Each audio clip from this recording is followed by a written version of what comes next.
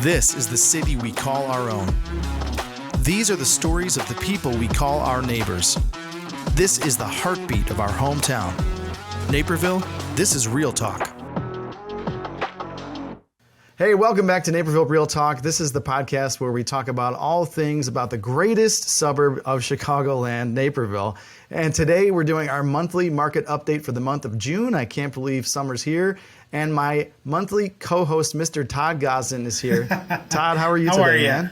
I am great. It's summertime finally, hallelujah. Woo. And the market is seemingly becoming more effective for buyers and sellers. Absolutely. You know, what's funny is I was talking with a buyer, a mutual buyer of ours, actually, who we just got a contract for a couple weeks ago. And they're relocating from the West Coast, and things are very different on the West Coast. And they're just trying to wrap their heads around the Chicagoland market. And we'll talk about that in a few minutes here. But one of the things I found interesting when I was trying to give them some feedback was, I said, well, you've got to see, there'll be more coming. We were looking in April and May, and they're like, oh, there's just not a lot on the market. And what's interesting is that leading up to the pandemic, April and May were typically the months where we saw the most new listings. But since the pandemic, it's kind of weird. I don't know why, but actually May and June are now the months where we see the most listings, the most new listings in Chicagoland. So isn't that kind of weird? June's typically like vacation month. Uh-huh. So I don't know what it is, if it's weather related, if it's, maybe people waiting to see how the spring market plays out a little bit. I think that might be what it is. They're kind of like, I don't want to be the early guys, And so it's weird though, but June, it's been a very active month. It has been. May and June have been pretty active, yeah. And it's going to be interesting to see coming forward what it's going to look like the rest of the year, which we could talk about later. Yeah, absolutely. So I think today we're going to, touch on the numbers here in Naperville, kind of contrast with what's going on in the surrounding area. We're going to talk to Todd about, some of the changes and some of the like subtleties of when you're, shopping for a home and you're getting your financing together. What do these different terms mean? How do I distinguish one lender's rate from another? It's really kind of confusing. So Todd's going to give us some clarity around that.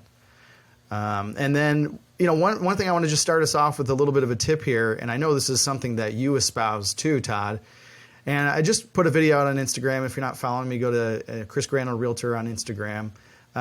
But one of the biggest mistakes I see home buyers make is they leave themselves without any kind of a cushion when they go into their home purchase. And, I think a lot of times I'll have that conversation with them up front, and I'll say, well, what are you looking to put down on your house? And they'll have a number. And I'll say, well, now remember, you're going to have some closing costs and prepaids and things like that too, so factor that in. And then what I ask them is, and does that represent your entire cash position right now? And a lot of times, well, yeah, that's what I have to work with. And I'll say, this is just old guy advice, like homeowner advice. Leave yourself some money in the bank because, hey, Todd, nobody could have predicted 2 years ago when a raccoon chewed through the insulation on the outside of my house and almost got into my basement. And that's just homeowner stuff, right? Yeah. And or you never know when the furnace is going to break, or the air conditioner, or the refrigerator go out, or something, right? Exactly. Or God forbid you have a loss of a job, or the car breaks down, or whatever it is. Yes. So the number that I kind of always go with is, you want to have, take a look at your monthly expenses, whatever it costs you to run your household. So your house payment, your grocery bill, any, whatever your utilities, all that stuff, right? Figure that number out, and then try to have 3 to 6 months of that saved up. And that way 100%. You'll be able to weather whatever storm comes your way. Because, it's something that, Dave Ramsey often says is, you want a house to be a blessing, not a curse. And if you walk into home ownership with completely exposed, you're setting yourself up for a curse. So Yeah, and it's almost the point. It's like running a business. You have to keep putting capital into a specific account because things will happen over time. Yeah. Whether it's a roof or whether it's an air conditioner or something, it's always better to have a cash pool sitting somewhere knowing that you're preparing for the unexpected than to use a credit card for sure, especially with credit card interest rates now as high as 26%. That's right. And we all have the best of intentions. We all say, We all do. we all for say, sure. well, I'll put it on the card and I'll pay it off at the end of the month. But the reality is that the numbers show us that the vast majority of Americans do not pay it off at the end of the month. Correct. So Correct. that's my little bit of sage gray hair advice. Save a little money. All right, Todd. So let's look at the numbers here quickly because I want to update folks. It's been actually a couple months since we've done the update here. So in Naperville specifically, it's interesting to me. The median sale price for detached properties has not changed since January of this year. So we've seen increases going back many years now. And for the first time in a while, that number remains at $600,000 as the average single family home in Naperville selling for $600,000. Now it's still up 9.7% from this time last year. So still great appreciation. But what that tells me is that the appreciation is starting to cool. So it's still appreciation. So don't get tripped up by these, and we'll talk about this in a second. When you hear the national news, and I love it came out, you're going to laugh because I know you feel the same way I do. I love when the government comes out and said, well, inflation's down. Okay, well, the rate of inflation was 9%, and now it's 4%. Yeah, okay, the rate of inflation is down. That doesn't mean that prices are going down. That just And they typically do not. Yeah, that means that prices are going up at a slightly less rate than they were before. or the businesses are becoming more profitable. Right. So Exactly. yeah. I love when they say, "Oh, look at us, we're putting more money in families' pockets." No, you're not. But anyway, it's the same thing with home values. So we can see that when people say, at least in Chicagoland, when people say, "Well, prices are down," no, prices are not down.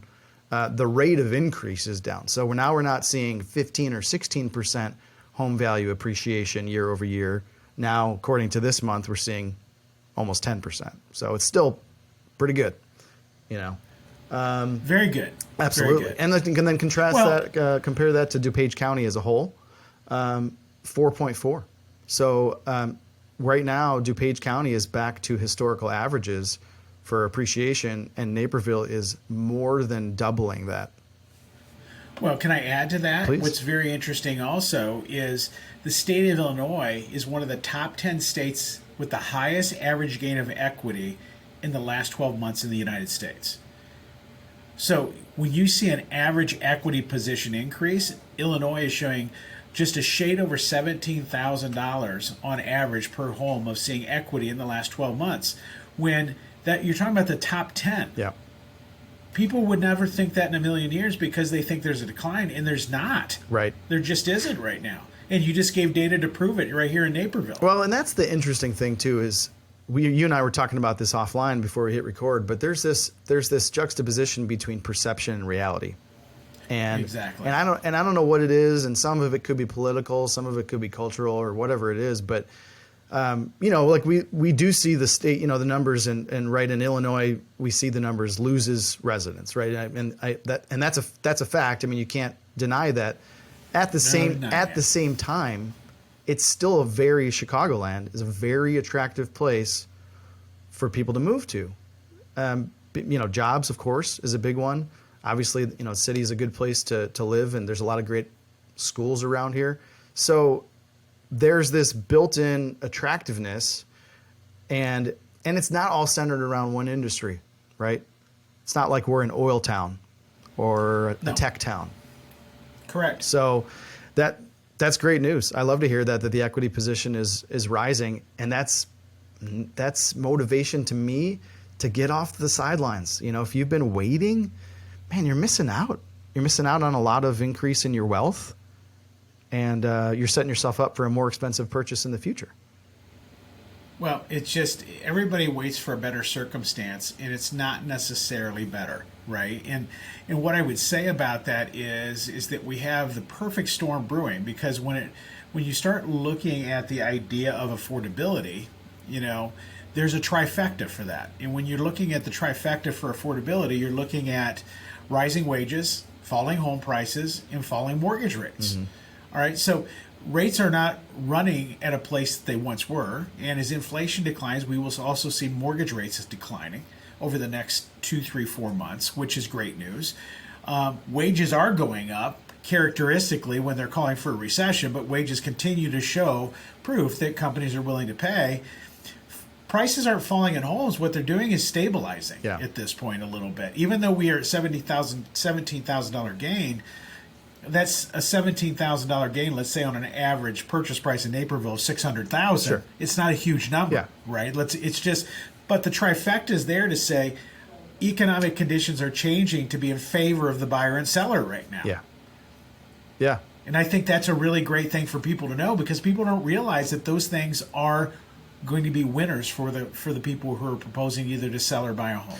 And I don't know, there's this, I always laugh, there's a lot of like TikTok financial advice out there, people sort of trying to game the system, and I have another video that'll be dropping soon too, but I hear a lot of funny things about, well, if you look at what the wealthiest Americans do, a lot of them don't even own, a lot of them rent, and this and that, and it's like, listen, you're not a billionaire.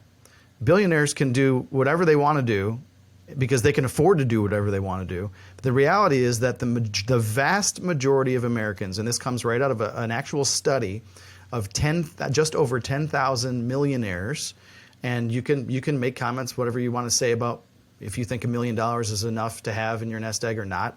That's fine. It's a metric that we can look at. And the average millionaire in America, anywhere between 1 and 5 million at least, they built a vast majority of their wealth through real estate, through their primary residence. And so if you're going to sit out and try to like game the system by renting or something like that, you're just missing out on the opportunity to build wealth. Well, and those people who have the wealth own buildings, own corporations. They have lots of other things they own in life other than a house. Right. So it's not really a comparison to apples and oranges. And even someone said to me the other day, which I think is newsworthy, is about foreclosures, right? And I think it's important to mention that only approximately 238,000 houses in the U.S. are facing possible foreclosure. So let me put this into, that's in the first quarter of this year, Chris. But the perspective on that is, ready? 0.4% of the 58.2 million homes. Wow. Think about it. Yeah. 0.4%. Yeah. So 238,000 out of 58 million plus homes may face foreclosure. That is the lowest ever in history. And the thing about that perception is what feeds that. Like, right. So, I mean, I think the problem is if you're tuning into 24-hour news or whatever, or you're listening to something on the internet, they try to distill everything into a 30-second headline or a 30-second blurb. And so they start to say things like, oh, well, the market's cooling off. Well, yeah, prices aren't going up as quickly as they were a year and a half ago. They won't again. That doesn't mean that doesn't mean all of a sudden we're going to see crazy foreclosures. That doesn't mean all of a sudden we're going to have the bottom drop out of the market. That doesn't mean any of those things. But they don't give any kind of context. And so then that's what people are led to believe. So, I mean, yeah, I love when people say that to me, like, well, I'm going to wait. I'm going to get some foreclosures. I'm like, listen, there aren't any out there, man. Like, well, and 92% of the homes in America, 92% of the 58.2 million have equity positions. Yep. That means they have equity in their homes. Yeah. So, I mean, there's not a foreclosure market anywhere in the horizon. Which changes the investor mindset a little bit. And we talked about this actually. We talked about this at a meeting at your office a couple of weeks ago. And, I even said, kind of the traditional idea behind investing was, well, you got to try to make some money on the buy because that's a part of your overall internal return. Well, right now, it's kind of tough to make money on the buy. So you kind of have to just put that out of your mind a little bit and get in the game, Get in the game. Well, if you want to make wealth, right? I mean, the opportunity is there. The optimistic forecast economically is there. everything is moving in the right direction for everyone who wants to own a home. You just got to start understanding that it's a skill-based market. You got to trust the people that have the skill to give you the right information to make the right decision. Big time. That's a big. I'm seeing a lot of, buyers that I'm meeting with that are saying, yeah, we were in the market for a little while, and boy, we wrote offers and nothing ever got accepted, and we're just so tired. And you need somebody, on both your financial front and on your realtor front that are going to know how to win in a market like this.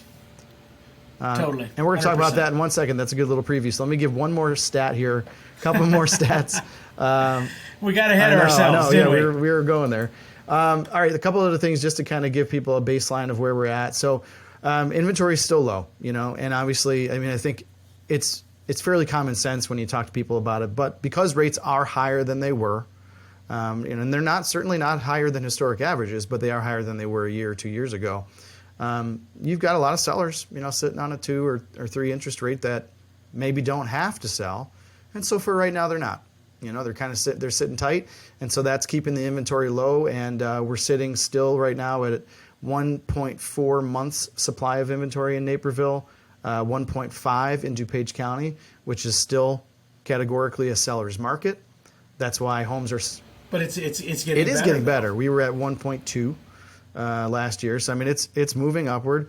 Average days on market still very low, so homes are selling quickly, which means as a buyer, you need to be out there right away. I'm telling my buyers, the days of hey, we'll go see 3 houses next week, on a Saturday, are gone. We got to jump on it as soon as it hits the market. So you want to have an agent who's going to be available, who's going to have team members that can help you out as well. And you want to have a lender that's going to be available too. I can't tell you how many times I've called your team on a Saturday morning. Hey, I really need an updated pre-approval, or whatever it is. And I've had clients that come in with other lenders and they'll say, well, my guy doesn't work on Saturday. Oh, really? Well, that must be nice, but you probably want to buy this home on Saturday, don't you? So actually, let's use that to transition into the last thing I want to talk about today. Todd, there's some confusion, and I talk to my buyers about this all the time. And for some reason, sometimes they don't want to believe it. I don't know what it is. But kind of 2 confusing things out there that I think are the most prominent confusing things in the lending world. Number 1 is the difference between pre-qualification, pre-approval. You taught me a new term this morning, pre-dash approval. So that's one thing. Okay, so what should I actually be getting from a lender to set me up for success in buying? And then number 2 is the idea of interest rates. Why am I seeing some lenders offer 7% and some lenders offer 5.75%? What's reality? What's not? Okay. Wow. Okay, that's do you big have 2 hours to flesh all this out? Yeah, no. I'm gonna really consolidate this down for everybody. But so let's just talk about what they should have to buy a house. So the idea of a pre-qualification, so everybody knows, is nothing more than writing a few notes on a napkin and having a conversation. Okay. That's it. It's actually absolutely meaningless. It should not be even a vocabulary that you that's use. Essentially like, right? I call you. You don't look at any actual documents. You don't verify anything, right? So that would be like somebody. You're not going to do that, but if I call somebody. Well, no, but that's like somebody walking into an open house saying, hey, what is the ballpark of the interest rates today? The answer should be, I have no idea, because your financial picture is different than every person walking through the store today. Nor can I answer that at a restaurant, nor can I answer it anywhere. The reality is there's so many factors these days that go into understanding what interest rate you're being provided and why they go, well, why is it the same? Well, it actually is, but then what they do is built in default risk mechanisms that say, because of your credit score, you're going to get a higher interest rate. Yeah. Because your down payment, you possibly may have a higher interest rate. So it's really unfair to the consumer to ask that question, because when they ask the question, all they see online or see from various publications is, here's where the interest rate is. Well, that's not your interest rate. You just need to know that from day one. Okay. So the purpose of a pre-approval is really kind of painting the financial picture, having an understanding of your needs and wants and what it looks like for you to actually buy. Because ultimately, the only thing that matters is how much do you want to spend on a monthly basis, and how much money do you want to keep in savings just in case. And then everything's built around that platform, because then we can back into the purchase price. We can back into the down payment based on how much money they want to have free after they buy the house. In a pre-approval, you're also asking them for proof of assets, a bank statement, and proof of income. That is what they call a pre-dash approval. Really pay attention to that. Pre-dash approval. That is where somebody's actually doing due diligence to go, yes, this looks like a likelihood of being very, very, very good file. Now, I will put a disclaimer on this. The person who's doing that needs to ask the right questions. The right questions would be, okay, is there anything going on in a lawsuit? You got to ask certain questions, because the last thing I want to say is to Chris or to any one of his clients, you look good without exploring, right? I'm looking deeply into this person's life confidentially, not to share with the agent, but to make sure that, hey, we're all on the same page with one another. Now there's the idea of what they call pre-approval. That is with no dash, P-R-E-A, no dash. Essentially, that means to you, the file has been underwritten. And the reason I'm making this crystal clear to everybody is because there is so much as a client or as a buyer or seller that you're trying to consume, something as little as a dash can escape you. Isn't that crazy? Right? And there's actually deception in this, right? A little bit. Because ultimately, what I would like of every client is to say, let's paint the financial picture. Let's give you a pre-approval letter that gives you the opportunity. It's your ticket to get into houses and see them, right? And then let's take it to the next step of just actually getting the file underwritten, because you can underwrite a file without an address or an interest rate.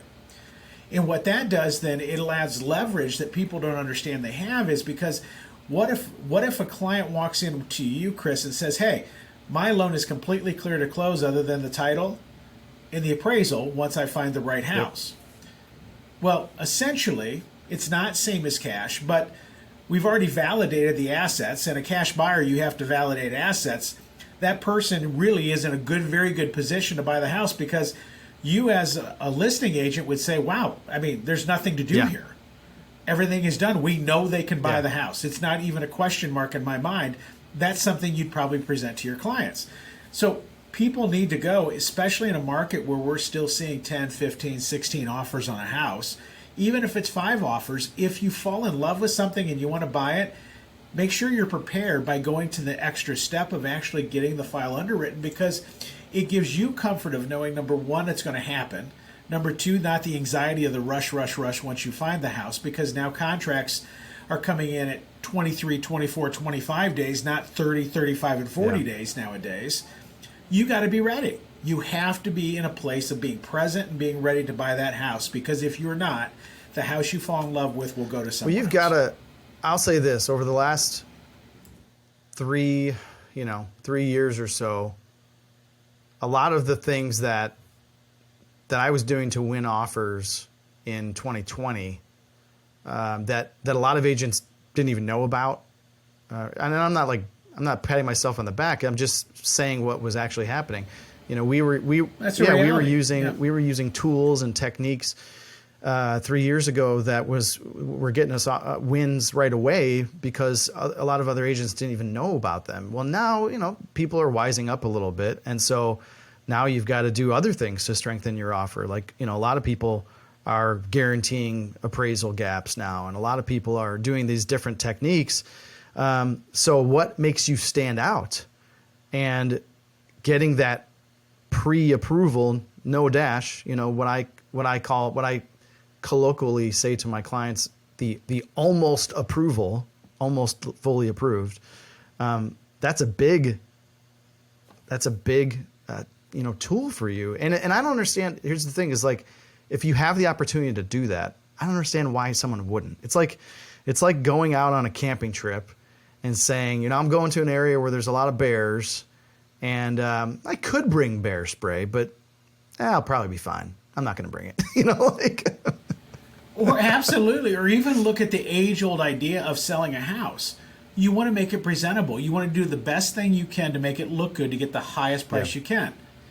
Well, it's exactly for a buyer. You want to make the best appearance you can to give the best opportunity to buy that house. It goes both ways. And it doesn't take any effort. You know, it's giving a little bit more information that you're going to have to give anyway. So you do it ahead of time rather than. If you're serious about buying a house, you need to do it. It's just not even negotiable. And I hate to say it that way, but so many people get so upset and just quit the process because they're frustrated not winning. Well, it's not that you're not winning. You're just not doing what's necessary to win. Yeah. So do you want to win or don't you? You can see that. You can see that. And I'm having those conversations early on with clients. I'm saying, listen, if you're not in it to win it, then maybe just wait. You know, I mean, honestly, for you, because you're gonna get so frustrated, you know, and frankly, I'm trying to help people who want to win, and I can't. Like, I know this sounds kind of harsh, and some people might hear this and go, "Oh, that's not very nice." But listen, I'm not out there like showing houses for fun, you know. Like, I'm showing houses to help people buy them, so I want to help the people who are serious about it and who are going to be excited and who are going to be, you know, building wealth for their future. But if you're just out there for kicks, you know, find a different hobby, you know. Very different hobby. So let me ask you a last question then. So then we kind of touched on it when you started talking about the pre-qualification, but then the other thing that I keep running into, and we've probably talked about this 1,000 times before, but it bears repeating, is you just over and over, you know, I just hear people say, oh, well, so-and-so is offering this great interest rate. And it's like, I look at them and I say, you realize like there's a catch to that, right? And people just, for some reason, don't want to believe that. Can you just flesh that out a little bit? Well, it goes back to the old adage, Chris, if it's too good to be true, it is. Because let's put it in perspective, everybody, is that if interest rates were at 6% today, if interest rates were at 6.5% today, it'd be national news. It'd be everywhere. Okay, so if the media is not talking about it, it's probably irrelevant. Let's start right there. Number two is if you see a 7 Series BMW on a TV ad for $380 a month, the lease, and you go to the car dealership and they go, yes, that's great, you can have that, but we're going to give you a limit of 1,000 miles a year to drive on it. To do that, because the actual lease price is $1,180, they didn't bait and switch you. What they did was give you a reason to show up. They gave you a reason to call them, because now once you paint that financial picture, because remember, no interest rate is relevant until they understand the financial picture. You don't know what rate you have. You can drive up any interstate in any city in the country and see billboards with interest rates right now. It doesn't mean that's the interest rate you're going to get. The other thing is, keep in mind, is that interest rates are traded just like a stock. It's a bond. So at any given day, that interest rate can change 1, 2, 3, or 4 times potentially. So just understand what it is at 8:30 in the morning, completely different at noon and at 3:30. Exactly. You have to understand is there was what they call a zero cost rate, a rate where you're not going to pay any points to do it. And just so everybody knows, a point is 1% of whatever your loan amount's going to be. 1%, or that 1 point, is typically going to get you about a half a point in interest rate. So if the true interest rate today is 6 3/4 and somebody tells you 6%, you can bet you're probably going to be paying 2.5 to 3 points to do that. Yeah. So I think people just need to realize is that the opportunity is there for everybody to be highly successful. But don't put so much focus in on what the interest rate is, because I understand why you do it, because of affordability. But you have to go through a process to understand that. I can't tell you how many people call me and say, listen, I was told this, now my interest rate's that. I said, yes, because they can tell you anything you want to hear, because they want you to call them. Once you call them, the picture changes. Happens in my world all the time. I see the billboards that say commission rates as low as 1%. Yeah, okay. Yeah. But yeah, 1%, I'll slap a lockbox on it and talk to you in 3 months. You know? Yeah. So, I mean... Well, that's just it. I mean, there's a reality to this, is that understood that I think that every single one of us want to save money when we're buying and selling a house. But the reality is, if you're buying or selling a house, there's a cost to it, number one. And number two is, is that there's a reason why you go through that process and talk with people that are very skilled in the marketplace, because they're going to make sure you're not being taken advantage of, and they're going to make sure that you're getting real answers to make real decisions. And here's the last thing I'll say is, this ties into it, and it's another, I don't know, I must have Dave Ramsey on the mind this morning, but one of the things he says often is find somebody with the heart of a teacher.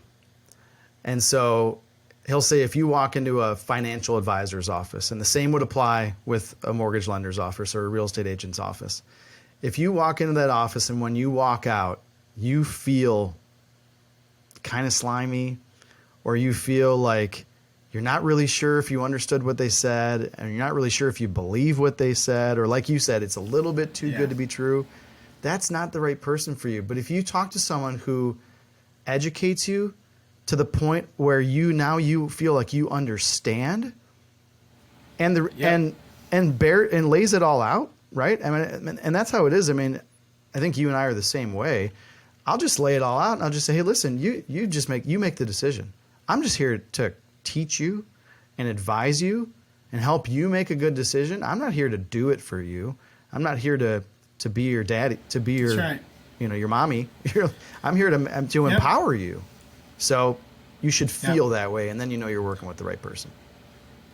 It is what it is. All right, man. Hey, thank you for joining us today. It was a good one. And as always, be following. We are growing leaps and bounds. The content is out there. And Todd and I are going to be doing some fun content this summer, so stay tuned for that.